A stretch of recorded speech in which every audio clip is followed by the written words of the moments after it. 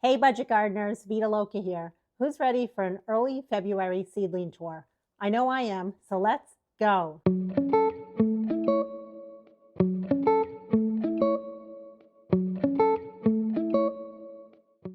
I am still about 14 weeks away from my average last frost date, but I have to tell you, things are really going to be picking up in my grow room.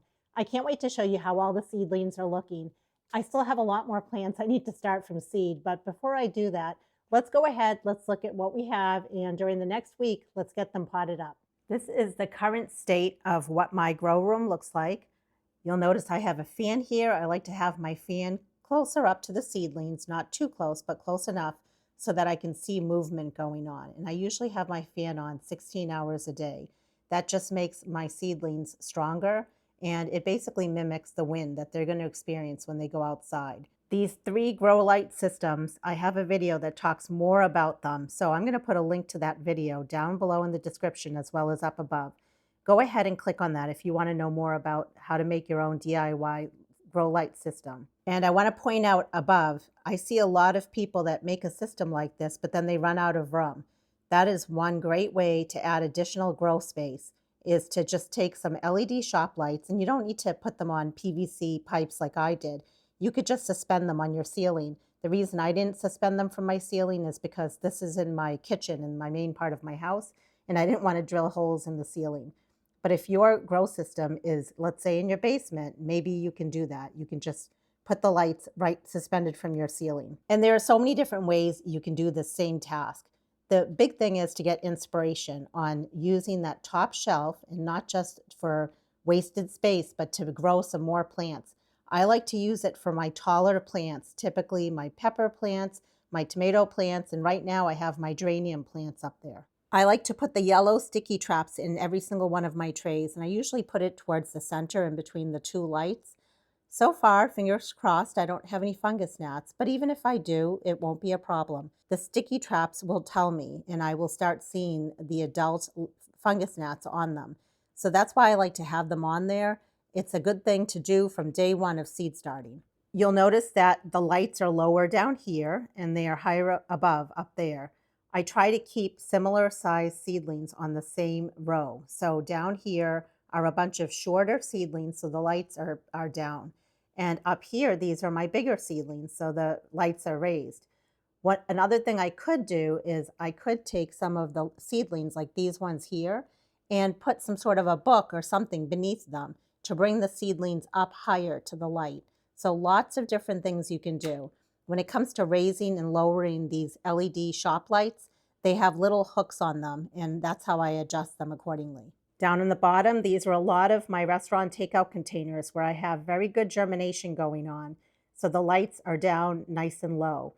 Some of them still have their humidity domes on them. I'll go over that in a little bit. And some of them have their humidity domes off. And then over here, I have some dahlias. I'll talk about that in a little bit. But you'll notice I still have a lot of space left for seedlings.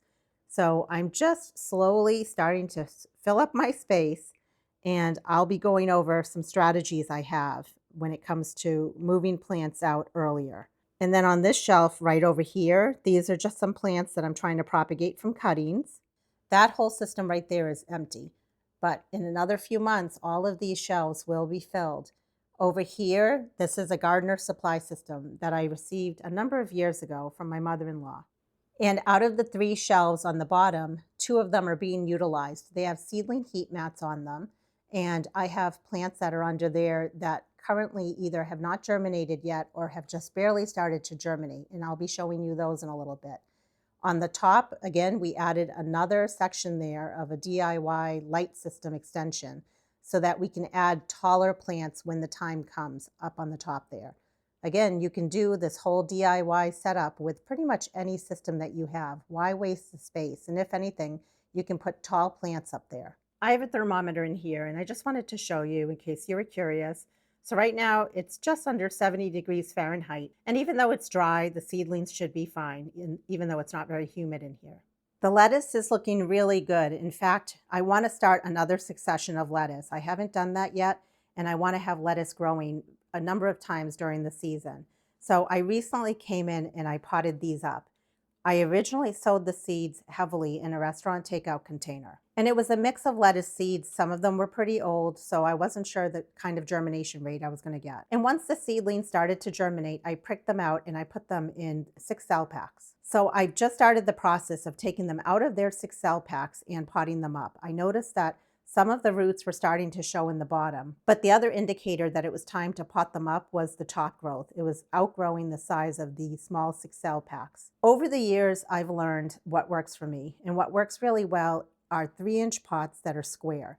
You'll notice how nice they fit inside of this 10 by 20 tray. I used to use round pots, and I found that I couldn't fit as many pots in a 10 by 20 tray.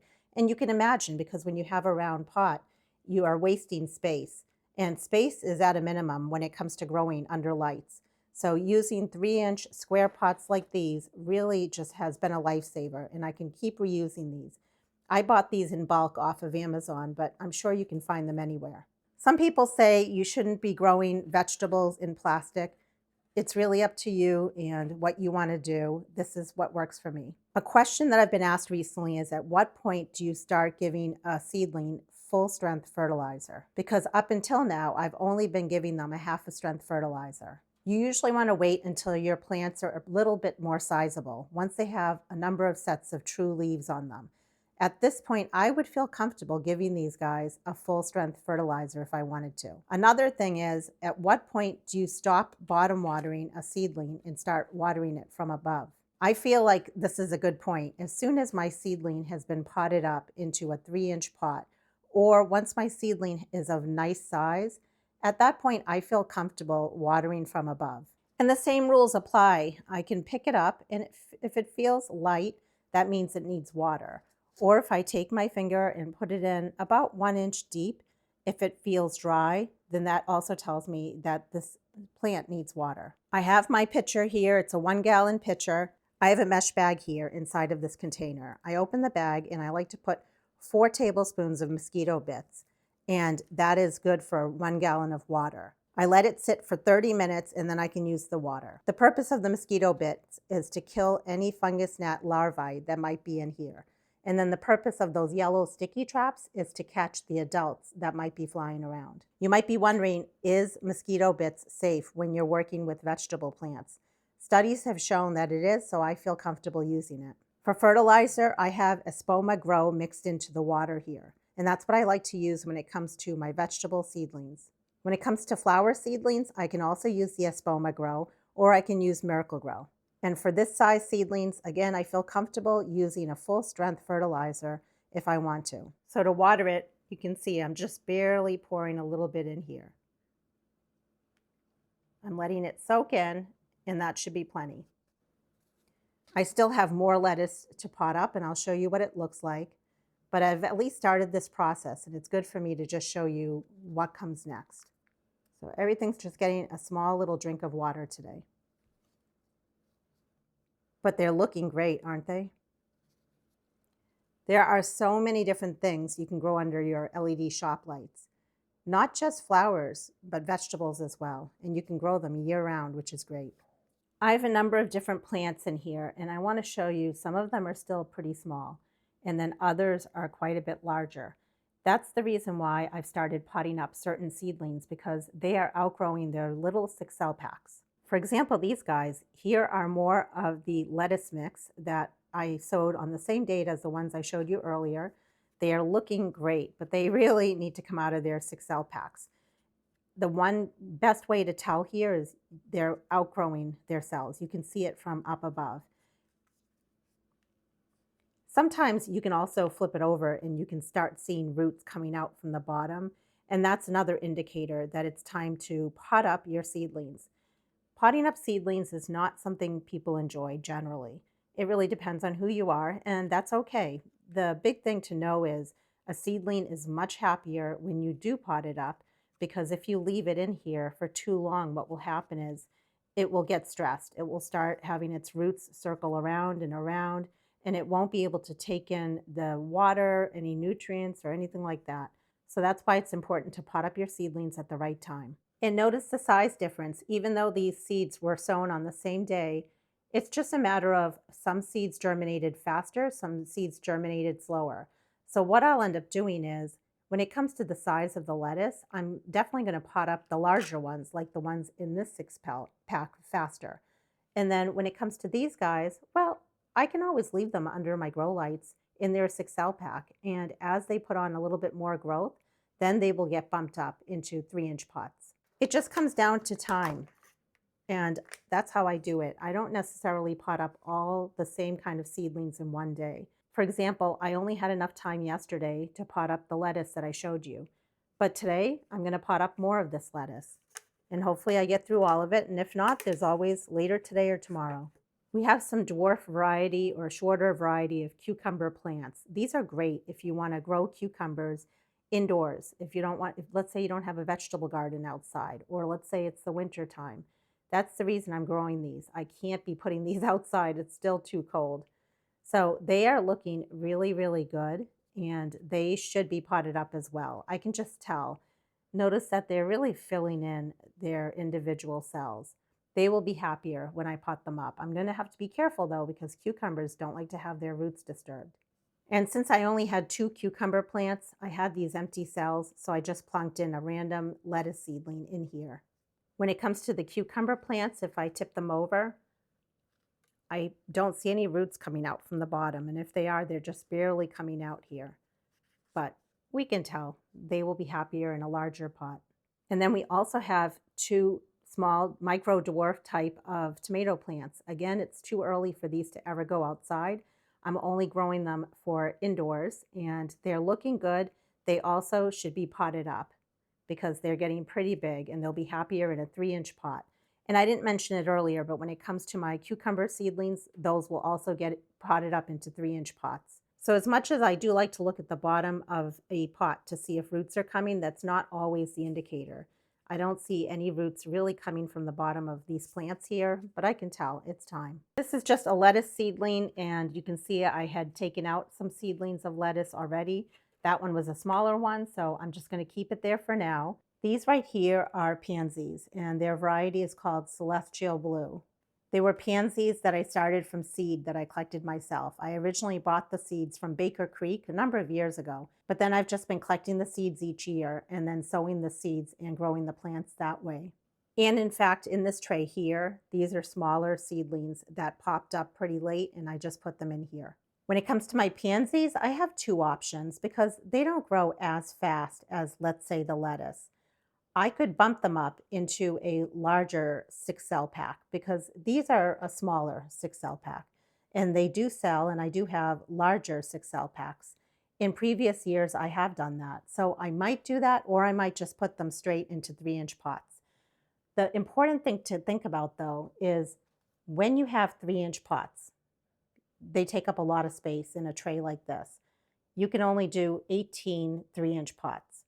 So right there, this little space right here, if I was to pot all of them up in 3-inch pots, just these right here would fill up a whole entire tray. Whereas if I took these and potted them up into a larger 6L pack, I could fit more plants in here. I have a video that talks more about that, about potting up seedlings and thinking about how much space they take. Those are things you need to think about. So you might see me in videos taking something like this and putting it in a 3-inch pot. You might decide, no, I want to put it in a larger pot. That is totally fine, but just know that the larger pot takes up more room. So those are all considerations that you need to keep in the back of your mind. The pansies look great. At this point, I could leave them probably for another week, and I probably will in these small 6L packs, but they're eventually going to have to get bumped up. I'm checking the roots on the bottom, and I don't see them coming out yet. So I think we still have time. And that's the key, is time. If I only had time this week to do a whole bunch of potting up, but I knew next week was going to be very busy for me, then maybe I would pot up my lettuce, but I would pot up the next biggest thing, like the tomatoes and the cucumbers. And if I still had time, I could do the pansies. But if I only have enough time over the next number of days, I'm going to focus on the biggest plants. And that's important to think about when you're potting up your seedlings, is how much time do you have to allocate. When it comes to everything I'm showing you today, they are under my LED shop lights 16 hours a day. They're on a timer. The timer comes on at 5 a.m. and it goes off at 9 p.m. And I'm also keeping my lights about 2 inches above all of my seedlings, regardless of what the seedlings are and regardless of how big they are. When they're in small 6L packs like this, I prefer to bottom water them because I don't want them to get a fungal disease like damping off. Usually once the plants are larger, like the lettuce I showed you earlier, they're less susceptible to getting the damping off. And that's why I can water from above. But when they're this small, it's better to just bottom water them for right now. Everything is just looking so lovely. At this point, when it comes to bottom watering, I like to put about 1 inch of water in the tray and I let it sit for about 10 minutes or so. But I also like to just come in and pick up each of the trays. And if they feel like they're getting heavier, then I know that they have enough water. And then I like to take the tray and just very carefully dump out the water from a corner into a bucket. But I know some people find that hard to do because it can be heavy and cumbersome. Someone mentioned to me in a previous video that what they like to do is take a turkey roaster and they basically siphon all the water out of here and then they just dump it into a container or a jug or whatever you have. So lots of different options. All of these pansies were pansies that were started from seeds that I collected, and this is a mix of different colors of pansies. You'll see different sizes, like these are smaller and these are smaller, and yet larger sizes like these over here. Again, that's just because some seeds germinated quicker, some seeds germinated slower, and I pricked seedlings out of their restaurant takeout container as they started coming up. And if you'll remember, when we had our restaurant takeout container, it only had a footprint of this big. But now we've taken those seedlings out of that container and we've potted them up. And now look how much space they take. And then again, think about when it's time to pot each one of these up. And let's say it's in a 3-inch container. That's going to take up a lot of room under my grow lights. It is so important to just start what you can use in your own garden. You don't want to get easily influenced and start a ton of seeds and then you run out of room under your lights. So always keep that in the back of your mind. The more you grow, the more you have to pot up and the more you have to put under your lights. When it comes to all my pansies, again, I will be potting them up. It's probably not going to happen for another week because I think they're fine the way they are for one more week.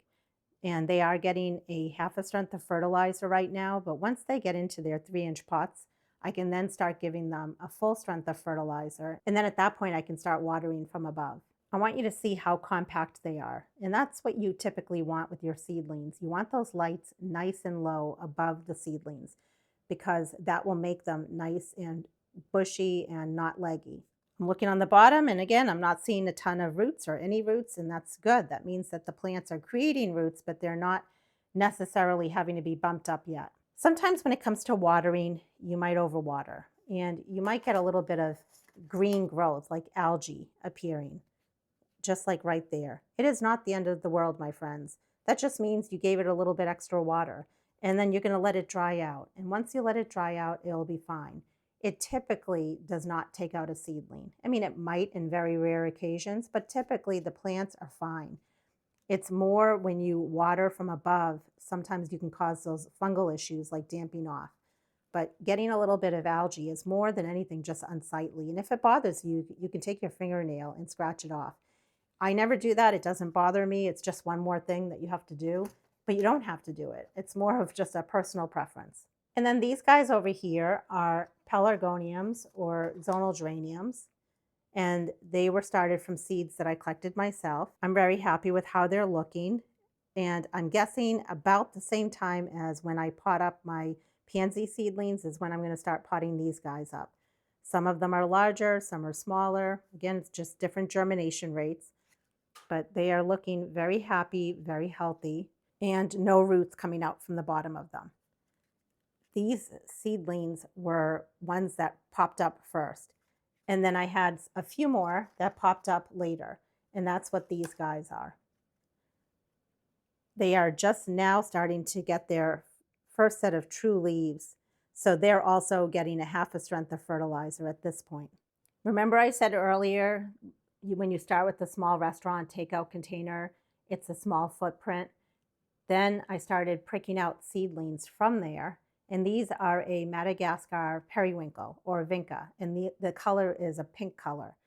Look at how many are in here. So that's 72 little plants that came out of a small restaurant container. And it wasn't just one container, it was like one little strip dedicated to the seeds of this plant. I like doing it that way because there's no guarantee all the seeds are going to germinate. So once the seeds start germinating, I start pricking out the seedlings and I start potting them up. That pretty much guarantees I will have a full 10 by 20 tray by the time I'm done. Whereas if I took the seeds and I put them in here directly, yes, it's less work in the long run, right? Because you don't have to prick them up, you prick them out, you just initially place them. But then you might only get 50% of the cells filled. And now you have all this wasted space in your tray. And again, I'm going to keep saying it. Space is so at a minimum under our grow lights. No matter how many lights you have, you can always use that space. So that's why I like to do what I do. I want to ensure that I have a full tray of seedlings, knowing that still some of these seedlings might die along the way, but I know that I start off with a good full tray. And that's just a close-up of what these little guys look like. They are slow to grow, and so patience is needed. And a lot of the plants that I start them early because they are so slow to grow. And these seedlings are going to stay in these 6 cell packs for quite a while. I will bring you along when the time comes to pot them up because they will need to get potted up. They can't just stay in these small 6 cell packs. I also plan to come in and pinch these seedlings. Certain seedlings benefit from being pinched. It's always good to just do an internet search on all the seeds that you're sowing and see if they benefit from being pinched. If I don't pinch them, they'll still be fine, but they might be a little bit leggier, and I want a nice bushier plant out in the landscape. Before I take the tray away, I just want to show you this tray right here, the soil is darker. This tray right here, the soil is lighter. Also, the 6 cell pack that has the lighter brown color is lighter when I feel it. And the one with the darker soil is heavier. So if I need to, I can always bottom water this little guy just to catch it up to its siblings. I have a mix of different plants in here. Most of them are Madagascar periwinkle or vinca. And up until now, all of the periwinkle basically just had its first set of leaves, which are called the cotyledon. But now I'm noticing the true leaves, which are in the center there, are starting to appear. So probably I'd say in another week, once I start seeing more plants of the vinca starting to get their true leaves in the center, then I will start giving these guys fertilizer. Does it hurt if I give them fertilizer right now? It doesn't hurt, but you don't want to overlove your plants with too much water or too much fertilizer. So it's really up to you what you want to do, but I usually like to wait until I see the first set of true leaves, and at that point I start giving them a half a strength of fertilizer. And all of the vinca are vinca that I collected the seeds of, so this is a light purple color with a white center. I didn't have too many of them. I only had what you see here. So I'm excited that I have as much as I have. I mean, that's 30 plants there. What I'd like to do, though, is definitely, like I do every year, collect the seeds off of these so I can increase my stock of how many seeds I have and then ultimately how many plants I have. I'll go over this guy in a minute. These are also some more vinca plants, and they're a different color. And these ones are a light pink with a dark pink eye. I had a couple of extras, so I just doubled them up in a cell because I didn't want to create a brand new 6 cell pack just for a few extra plants. But things are looking good. I'm really pleased. And again, these are just starting to put on their first set of true leaves. Now let's talk about this guy.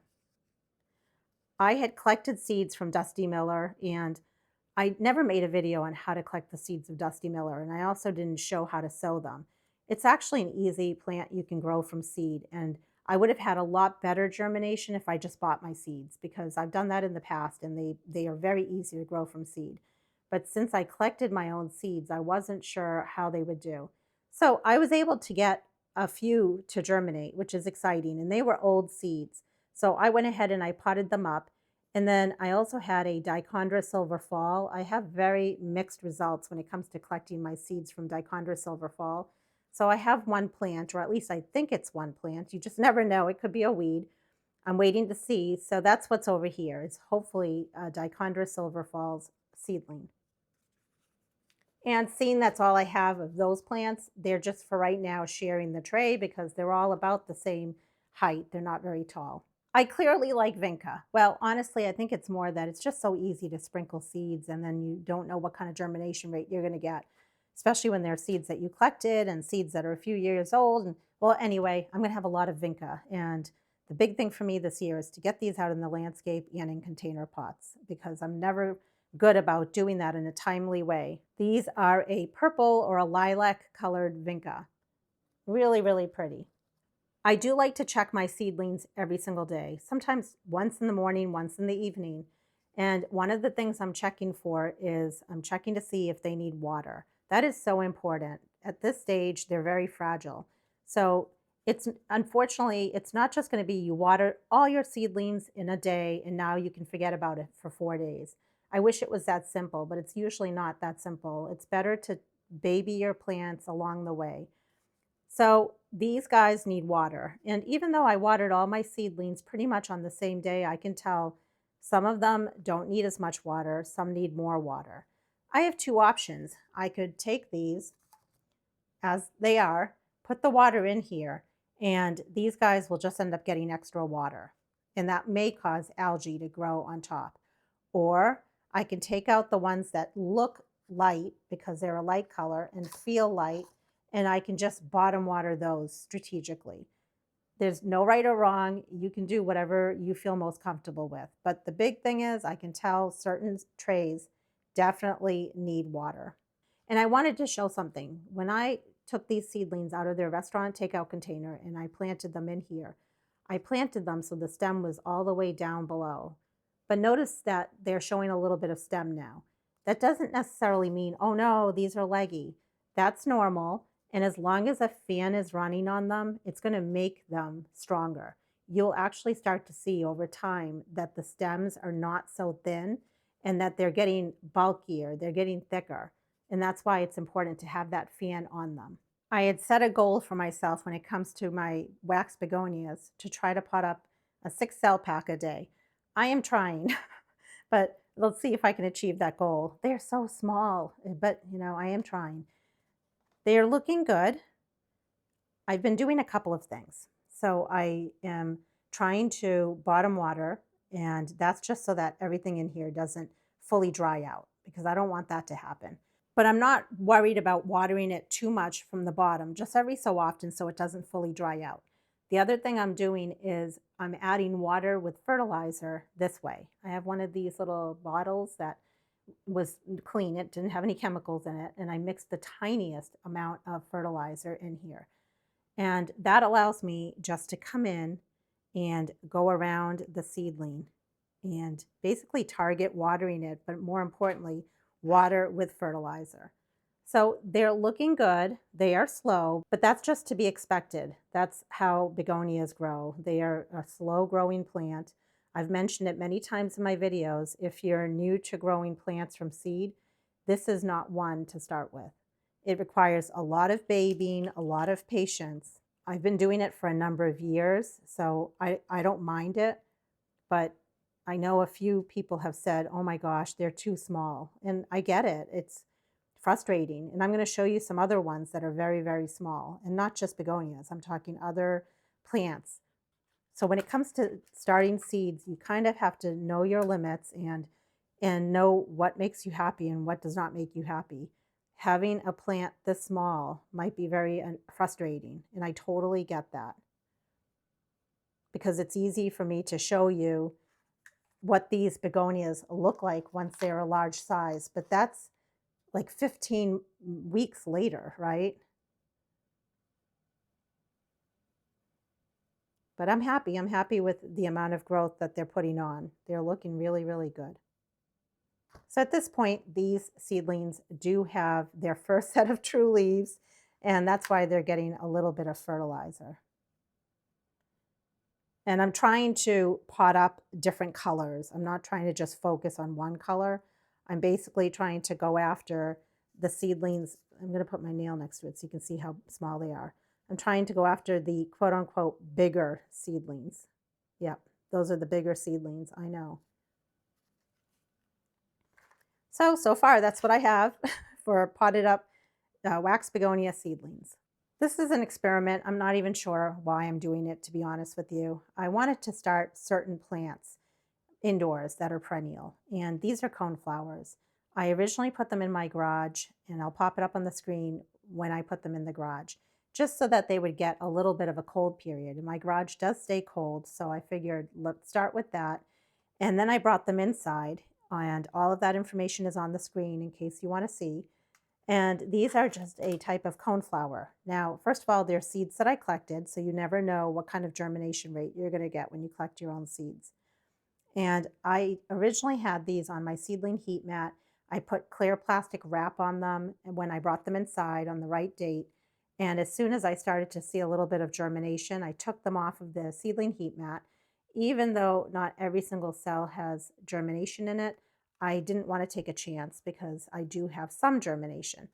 So at this point, they are under grow lights, but they're not on seedling heat mats. The only reason I'm even bothering growing these indoors is I want to see, will they produce a flower during the first year? I often see a lot of people growing perennials indoors under grow lights, and I just would think to myself, why bother? Because are they all going to produce a flower the first year? Why waste the time? I'd much rather winter sow and let them germinate, and then I can go ahead and put them out in my landscape, and then they'll bloom the second year. When it comes to certain plants like coneflowers, it's my understanding that the native type typically won't bloom until the second year, but some of the hybrids might bloom the first year. Don't quote me on that, but I'm pretty sure that's what I read. These ones that I sowed are a white colored coneflower. We'll see. I'm doing it for fun, but I don't think I'm going to go too crazy with this whole process of trying every single perennial, cold stratifying it, bringing it inside and comparing it with plants outside. It's just not worth the experiment for me. You can definitely run that experiment if you care to with a certain seed and see how it works for you, but this just takes up too much time and room under my grow lights. So it'll be a good experiment for a few coneflower seeds. And I do expect to see more coneflower seeds pop up. This has just started. And the other thing is, out of these 12 cells, I had missed one cell and I never went back and added the seeds. So I'm expecting definitely one of the cells will not have any germination, but I'll keep you posted. I just did a tour of plants I'm overwintering in my garage.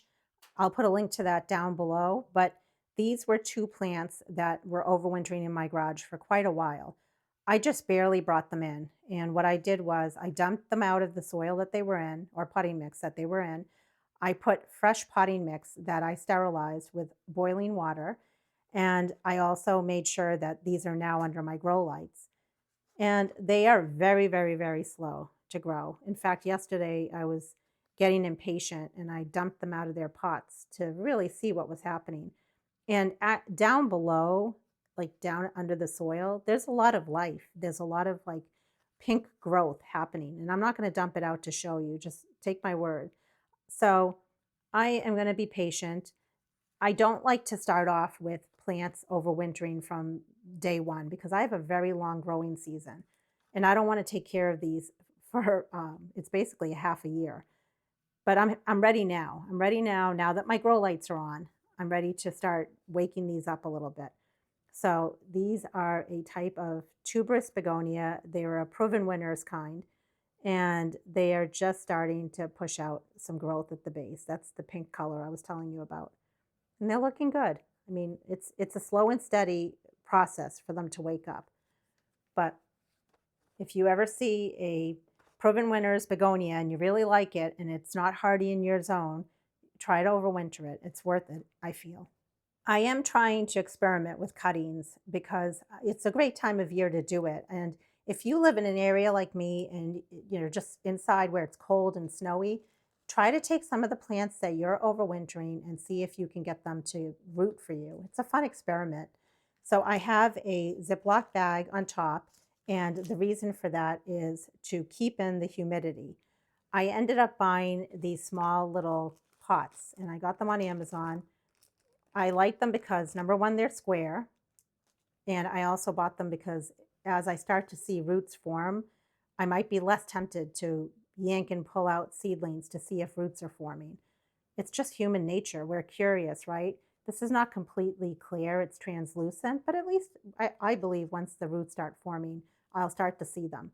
One thing I don't love about these is they're not a perfect 3-inch pot. So I was hoping that they were perfectly 3 inches and they would fit nice and snug in my 10 by 20 tray. They don't. So if you are going to buy something like that, just keep that in mind. So these are a red color mum, and I got cuttings from ones that I have out in my unheated garage. I took the cuttings on January 19th, and so I am giving them light. I originally put all my cuttings on seedling heat mats. I went ahead and removed it. I don't think it's good for them. My house is warm enough, so that's fine. I put rooting hormone on all of these cuttings, and I sprayed them with Safer, and that's an insecticidal soap, and we have them under humidity. I'm eventually just going to make a video on how to propagate mums from cuttings, but I figured I could just show you what's going on. I wouldn't want to tug the cutting because I don't want to put stress on it, and I don't plan on doing this a lot because I want these guys to root in. But I wanted to show you close up that roots are being formed. Things are looking really good. I'm going to leave it alone though. I wanted to just show you, and I'm not going to show you all of them, but you can see they look good. So I highly suggest, if you have many weeks until your average last frost date like I do, this is just a fun thing to do. You have nothing to lose, but you have a possible free plant or plants to gain. Take more than less cuttings because not all of them are going to take. So that's just an update on these guys, and eventually what I will end up doing is taking them out of these container pots and potting them up into their individual pots. I can feel that this feels heavy. It's just in potting mix, and I can also see the condensation on the bag. But if I start to see that this is feeling light or that I'm not noticing condensation, I can always come in, give this a little drink of water, or I can just spritz the leaves or a little bit of both.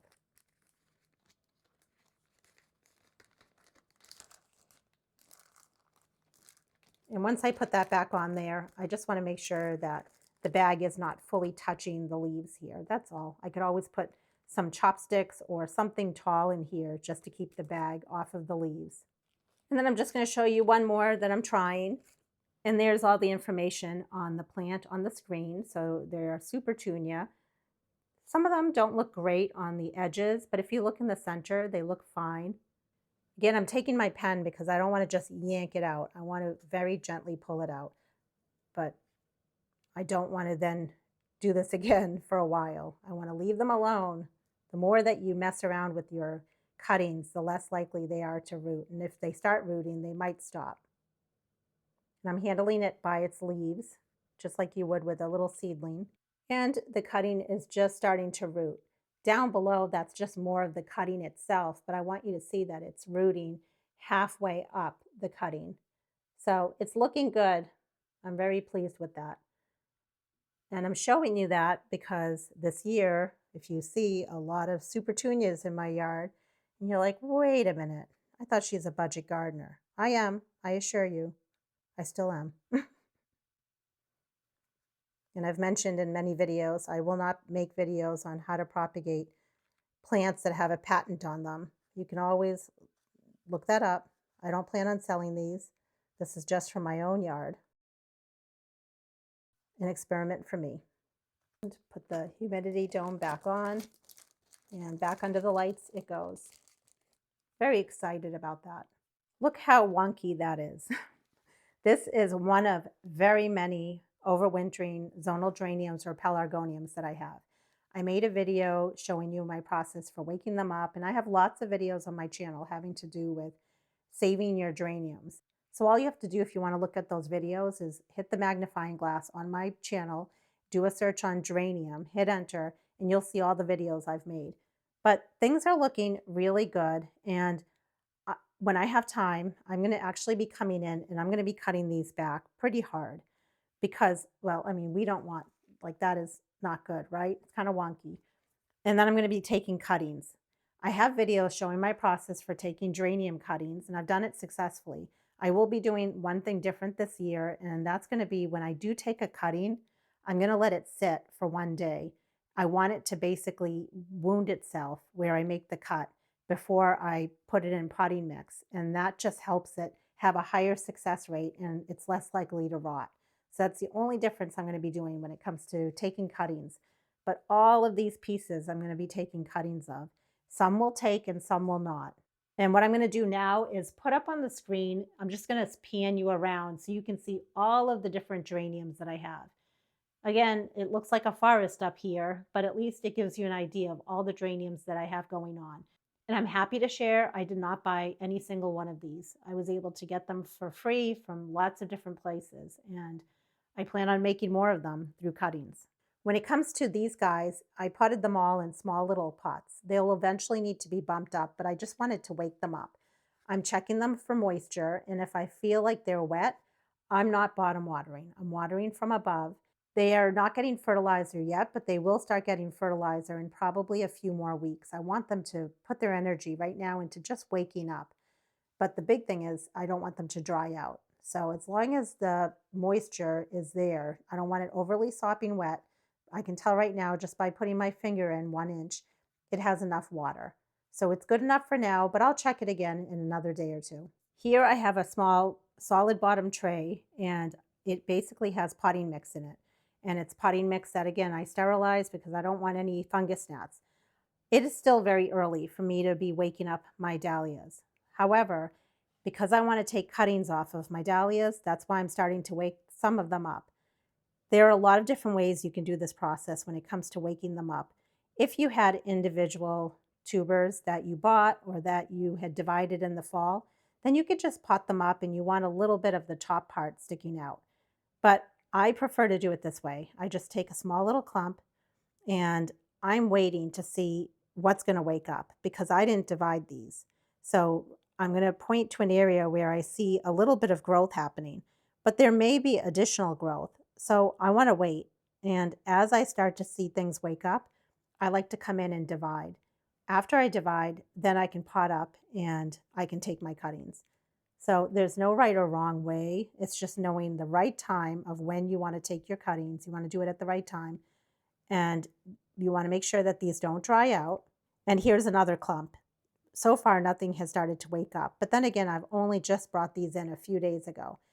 It can take a few weeks sometimes for things to wake up. One time I tried putting them on a seedling heat mat to expedite things. I wouldn't recommend it normally because it's going to dry things out very quickly too. So unless you're going to check on them every single day, you're going to make sure you're watering them, I wouldn't recommend a seedling heat mat. My house stays warm enough and I'm not in a rush. This is something fun I just want to do. And you just want to make sure that your dahlia tubers are not drying out. So I'm just going to cover them back up. I can tell that the mix is a little bit dry. And this tray is not very deep. When I have time, I'm going to go back outside in my barn and find a deeper tray to put these in. I could also put them in a larger pot if I wanted to. You don't want them too wet, but you also need them to be a little wet so that they can start waking up. And the whole reason for doing this is once I have cuttings, I can create more free plants. We have a couple of things going on here. So these trays are no longer on seedling heat mats, but they are still in their little restaurant takeout containers with the humidity domes removed. They're still under my grow light, so let's start with this tray here. I still have some vinca that is popping up. I need to come in and just prick them out and pot them up. And I just do it as time permits. I already showed you we have a ton of vinca. So for whatever reason, if I didn't get to it, it's not the end of the world. Don't ever feel like a bad plant person if you have to let some plants go. And I'm not saying I'm going to let these go, but yes, there are times when you get to a point where enough is enough. So don't feel guilty. And I don't because I have many, and these are all seeds that I collected myself. But anyway, I am still planning on potting them up. They're looking good. And for watering, what I'm doing is I'm bottom watering them. So I just take this and put this in a solid bottom tray, fill up that tray with water, and just let it wick up from below. And eventually I'll get to a point where there are no more seedlings that I can see. And then when it comes to what do I do with this mix, there's a number of things. I can take this, put it out in my compost pile. Well, for me, everything is frozen outside. But if where you are, it's not frozen, you could take whatever's left and just put it outside. You can put it in a container pot, whatever you want to do with it. Or you can basically sterilize it and reuse it for more seed starting, let's say. Some places say not to do that because of pathogens or whatever. It's really up to you. You could take it and you can even take it and heat it up to a certain temperature and kill the pathogens that way. There's a lot of different options on what you can do with it. Now let's look at this tray here. These are snapdragons, and at this point I have not started pricking them out yet. They are looking really, really good. These were all seeds that I collected myself, so you just never know what you're going to get. When I grow snapdragons, I'm not growing them for any sort of cut flowers that I'm selling. I'm just growing them for enjoyment out in my garden, and that's all. Doesn't mean I might never cut them, but I'm just not growing them for a business, is what I'm saying.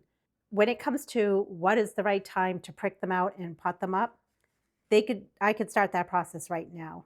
But I have other things that need attending to. So in order to just keep these going, I did what I had to do, which is remove it off of the seedling heat mat because I didn't want them to get leggier.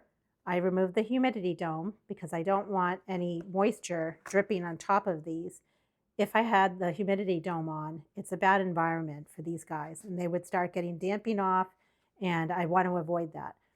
Also, when it comes to watering them, I am bottom watering them. I don't want any moisture on top because that definitely will cause damping off. Years ago when it came to my snapdragons, that's what I did. I kept the humidity dome on too long. I tap, tap, tap. Water fell on my seedlings, and then I started noticing that they were dying. They were basically falling over, and it was spreading. That's damping off. So you want to avoid that. So they feel good. I can feel they feel heavy, but if they feel light, and I'm checking them every day, I'm going to go ahead and bottom water them. Now let me show you what's under here. The first thing you'll notice is algae. That is absolutely normal when you have small little seedlings like begonias, and these are wax begonias. I have the humidity dome on because they will get very dried out if I don't do that. And I have bottom watered, and that's partially why we're getting the algae, because it's just getting too wet. This is normal. This happens every year, and I don't worry about it, and you shouldn't either if you're growing begonias from seed. I'm showing you the size of my fingernail compared to the little seedlings, and that's what they look like. What I want to do is try to come in and start pricking out any seedlings that have gotten larger, but they're still very, very small. So all I'm trying to do right now is keep them going. And these were seeds that I collected myself, and in some cases I sprinkled them heavier in some parts and not as heavy as in others. So clearly I didn't put as many seeds down here. But they are getting a little bit of fertilizer at this point when I bottom water them. And not only that, they are under my grow lights. So they're getting everything they need. And again, I am keeping the humidity dome on them. From my experience, I have found that when it comes to little teeny tiny seedlings like wax begonias, it doesn't hurt to keep the humidity dome on. But I will say, do what you feel comfortable with. I wouldn't recommend leaving it on for any other plant that I've worked with so far, but I feel comfortable doing it with these guys. They're just so short, so stout. They seem like they can handle it. We have more wax begonias. I noticed that some of them were starting to turn red, and I was getting worried with them being on the seedling heat mat too long that it was stressing them out. So I removed them. But again, I have a lot of seedlings, right? So if some of the ones that got a little stressed don't recover, that's fine, and then hopefully they do recover. But overall, they're looking really good. There's my fingernail. I'm just showing you for reference. And then I'm bringing you in closer. And I'm not going over the different colors. All of the wax begonia were seeds that I collected myself, and they are looking really good. But I should be coming in again and taking out some of these larger ones, because it does eventually get to a point where it's too much, right? And I don't need all of these. So I should just be plucking out the ones that are the largest. And when I say the largest, that's some of those ones down there that I just showed you. They're still pretty small. And then I'm just panning you in on the other side with some other seedlings. After a while, when it comes to wax begonias, they all look the same. So if you're in the same boat as me, you can do the same thing. You can just start potting up the larger seedlings. And when it comes to the smaller ones, just keep them under a humidity dome if you feel comfortable with that. but definitely don't keep them on a seedling heat mat. And I've mentioned it in previous videos that on certain sides, like here, we didn't have any germination, and it's because the seeds that were collected most likely came from a plant that, even if it created seeds and seed pods, they were not viable. And you usually will find that with hybrids. But on this side, we had very good germination. And I'm looking at these going, boy, oh boy, I really should be coming in and pricking these out and potting them up. I use a toothpick, and I've shown you that in a previous video, to prick them out. It's quite the tedious process, but it's worth it. It's definitely worth it for me. Let's check this last one. You'll notice that the germination rate is much higher in certain trays and not as much in others. It could be for a number of reasons. One could simply be that the seeds were older that I collected. And then another reason could just be that I didn't sprinkle as many seeds of a certain variety. Maybe because I didn't have many seeds. But each of those is an individual plant. So I'm pretty happy with what we have here. I'm just slowly panning you around the tray. And it seems like with this particular one, they're still coming in. You'll notice some of them are very, very small. So you just have to be patient too. Lots of begonias. I clearly love the plant. If you did the same thing as me, it's okay. Just breathe, you'll be fine. Yeah, it is time for these guys to come off of the seedling heat mat. It's also time for them not to have their humidity dome on them. We have not just one, not just two, but hundreds and hundreds of Coleus. This is what happens when you collect your own seeds. It's not a bad problem, right? But someone's got to pluck these out and pot them up, and I can tell you who it is. It's just me, myself, and I. So that's all right. I just wanted to show you close up what's going on. We have a whole bunch of different types of Coleus, and I did make a video when I sowed the seeds. I'll put links to a couple of different videos down below. When it comes to getting these out of here, I'll probably just use a toothpick because they're so heavily sewn inside of this tray. And I will be potting these up into 6 cell packs.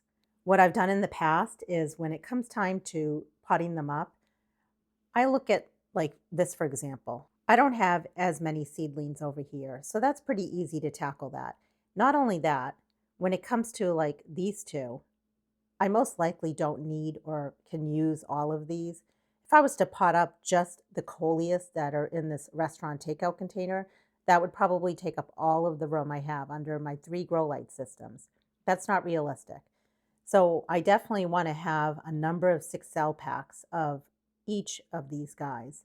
And we'll just have to work with what we have. I'll keep you posted on how many I end up potting up, but I'm really pleased with this. So at this point, this is still going to continue being under my grow lights. There are holes in all of my restaurant takeout containers.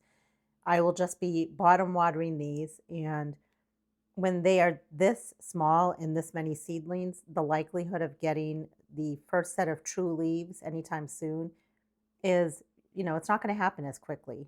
It's going to happen quicker as soon as I get them out of here and potted up into their individual cells. So under the grow light, they go. I'm definitely going to have my work cut out for me because just potting up seedlings is very time consuming, but it is a process I enjoy. I like to do it in the morning when I'm sipping my coffee. This variety right here are a variety of seeds that were sent to me. So I'm excited. I have some germination. And by the way, that doesn't mean that's all I'm going to get for germination. There still could be seeds that want to germinate, but I will use my toothpick. I'll be very careful and I'll start pricking them out. And I'm not going to share all the names of all of the Coleus that we have in these trays. To me, it's more important to share it later on once they start putting on a little bit of size. So you'll have to watch for that in future videos. The center one here, look how small they are. They are just barely coming up. And that's the interesting thing about Coleus. So you can see in this section here how big these are. In this section here, these were all sown on the same date. They are given the same exact seed starting mix, the same amount of water, the same everything. And yet the ones in the center are just barely starting to germinate. So what do you do in a situation like that? Well, what I'm going to do is this needs to come off of a seedling heat mat. This needs to have its humidity dome removed, yet I still want seeds to germinate. I'll just make sure I'm bottom watering it. I don't want this to dry out, but I also don't want to spritz the top with water, especially on these guys and probably on these guys, because I don't want to cause issues of damping off. I would much rather just bottom water this whole thing. So these are also just going to go under my grow lights, and the grow lights are going to be very, very close to the seedlings. Aren't they the cutest little Coleus seedlings you've ever seen? In this tray, we have Walla Walla onions. I don't have anything that has come up yet, but we just barely sowed the seeds. So we still need to wait. I noticed there's a little bit of webbing going on. You can see it right there. I'm not too worried about that. There's certain things when it comes to starting seeds indoors, they just happen. I might have reused seed starting mix that I already had when I had other seeds going on. I can't remember. So that could be one reason why that's happening. It usually doesn't mean anything, so I'm not worried. I'm going to put the humidity dome back on. Let's see what's in here. That's right. Look at all that greenery. Do you remember when we sowed some lobelia and I sprinkled in really, really heavily, and I said, oh boy, I really should be sprinkling it in the whole entire container? This is what happens. So I have to warn you, if you sow the teeniest, tiniest seeds of trailing lobelia in a restaurant takeout container like this, you're going to see that and you're going to probably freak out and go, what do I do with that? Well, I'll show you. Plus, I do have videos on my channel. Remember, I have similar videos from last year and the year before last. All you have to do is do a search on my channel on lobelia or coleus, and I have the seedlings in different stages where if you're ahead of me, you can follow along. So these guys are still very, very small. I am just going to put them back on the seedling heat mat for a little bit longer. And the reason is I have two areas here where nothing has really happened. Just a little bit is germinating. But I suspect these were older seeds as well. And even if they weren't, I just want to give them a little bit more time. And see that guy right there, that really tall one, the outlier? That is not a trailing lobelia. I was all excited when it first germinated super quickly. It's probably just some sort of random weed seed, but we do have a lot of other trailing lobelia in here. A question that I've gotten asked in the past is, when you have a situation like this, can you do the hunk of seedling method where you take a bunch of seedlings and you just pot them up in a cell? You can definitely do that if you want. Me personally, I would rather let them grow on a little bit more. I want them to get to a little bit taller size, and then I'm going to very carefully be pricking them out and potting them up individually in their 6 cell packs. That's what I've done in the past when it comes to trailing lobelia, and that works for me. And surprisingly enough, this is a plant that ultimately will end up in a 3-inch pot. And I know it's hard to imagine that because you're looking at that thinking, really? But I know in the past when I have potted up my trailing lobelia, it ultimately does end up in a 3-inch square pot. It just has to start somewhere. If they were a much taller seedling, I would then take these off of the heat mat. But because they're just so short, so stout, I feel comfortable leaving them on there for another day or two or so. But soon enough, they will come off because I don't want them to dry out. I don't want them to be stressed. And same with the humidity dome. It's probably a matter of a day or two. I will take it off, but just for the next day or two, I'm just going to leave it back on there. I realize sometimes it can be confusing on when do you leave things on a heat mat? When do you leave the humidity dome and take it off? It comes with experience. It comes with trial and error.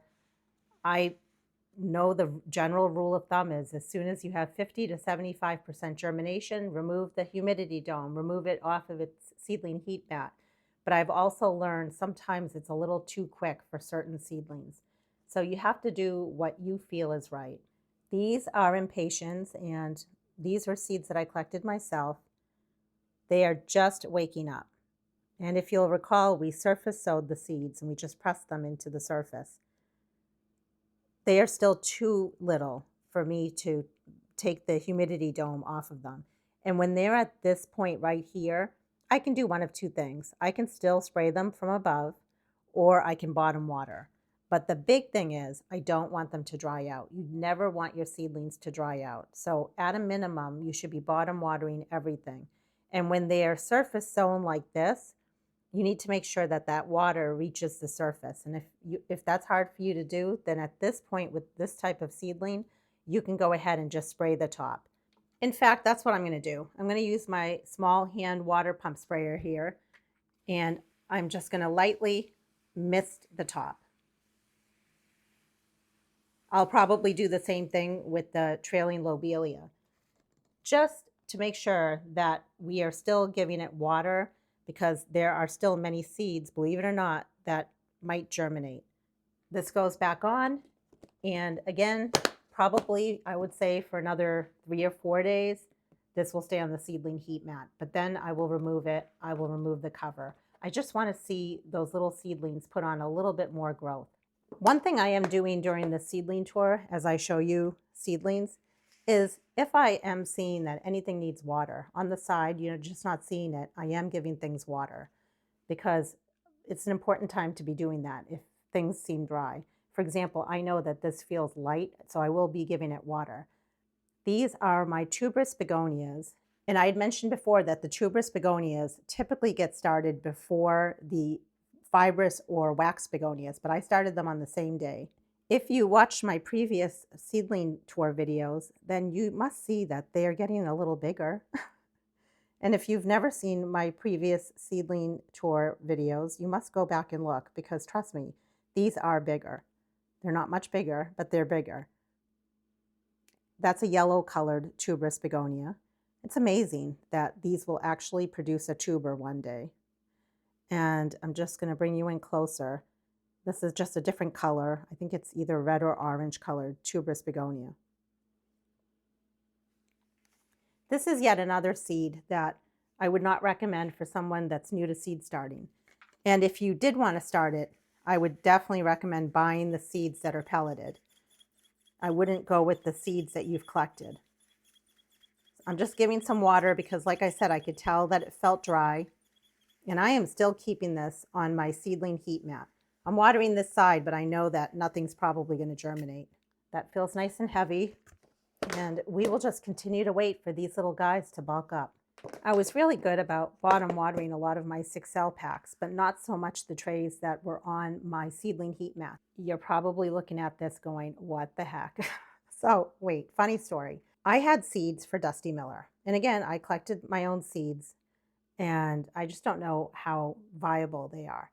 So I sowed these on the 30th of January, and I didn't even write down when I collected the seeds, but I know that they were older. I honestly, this is the year that I have decided, and I've shared it with you in multiple videos, this is the year that I'm trying to get rid of a lot of my seeds. I hardly bought any seeds this year, which I'm proud of. It's very expensive. And why do that when I have seeds that I can sow? So this is the year that I'm trying to get rid of seeds, so I can basically feel good about buying seeds. Well, I'm happy to say that some of these seeds are germinating. Now, time will tell if they're actually Dusty Miller or if they're something else, because when I collected the Dusty Miller seeds, they might have been mixed with something else. And when I sowed the seeds, I sowed them with the non-seed material, which is called the chaff. It's the outer coating of the seed. So you are noticing a little bit of, it's either mold or a little bit of fungus. I'm not too concerned about that because I see things are still coming through it. However, I will have to start plucking them out and potting them up because I don't want them to be sitting in this. I sowed hundreds and hundreds of seeds in here, and I'll be happy if like 5 seedlings germinate. But some of them, when you look at them very closely, do appear to be Dusty Miller. And I'd be thrilled. I'd be thrilled if I can get myself 6 to 12 Dusty Miller plants with all the seeds that I collected this year. Now, here's a fun fact. First of all, Dusty Miller is hardy down to zone 7, so it's technically an annual where I live. It could survive a mild winter, but otherwise we treat it as an annual. When it comes to collecting the seeds from Dusty Miller, it actually doesn't flower until year 2. So in New Hampshire, we buy our Dusty Millers every year. But if we can get it to overwinter, then it will produce those yellow flowers, and then you can collect the seeds. I thought that was a fun fact just to share in case you didn't know it. I don't believe that's a Dusty Miller, though. I don't know what that is. But all the other ones that I'm noticing in here do appear to be Dusty Miller. And again, I'm just going to put this back on the seedling heat mat, and we'll see what we end up getting for any more seeds that might germinate. And at least we emptied out a bag.